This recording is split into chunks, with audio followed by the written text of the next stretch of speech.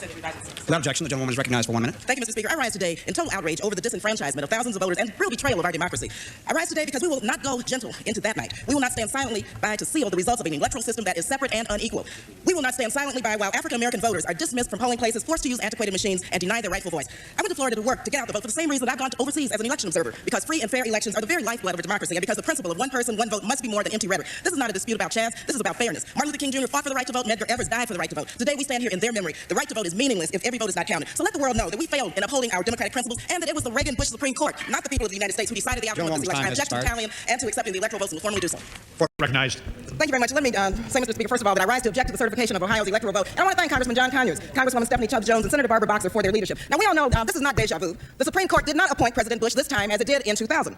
But again, in 2004, the democratic process was thwarted. It's a fact that thousands of minority voters were disenfranchised before and on Election Day. The misallocation of voting machines, the restriction of provisional ballots, the improper purging of voter rolls, the delays in mailing absentee ballots, the malfunctioning of electronic machines, the widely recorded incidents of intimidation and misinformation in violation of the Voting Rights Act are all but a few examples of the widespread efforts to disenfranchise and suppress Ohio voters. Let me tell you, my constituents in the 9th Congressional District of California want democracy to work for all. Some say get over it. Well, I will never get over the shameful stain of the suppression of any American's constitutional right to vote. We must pass federal standards to require a paper trail, insist on nonpartisan officials, ensuring the process be moved forward for real in a real way, and pass real election reform. Now I'd like to yield 1 minute to my colleague, the gentleman from New York, a great leader, Congressman Gerald Nadler. Right. Mr. President, I object because people are horrified by the overwhelming evidence of Russian interference in our Title 3 of election. the United States Code prohibits debate in the joint session.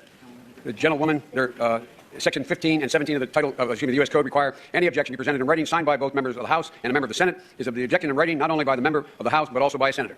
Mr. President, even with the malfunction of 87 voting machines at the signed by a ballot senator. and grave concern. The objection cannot be entertained.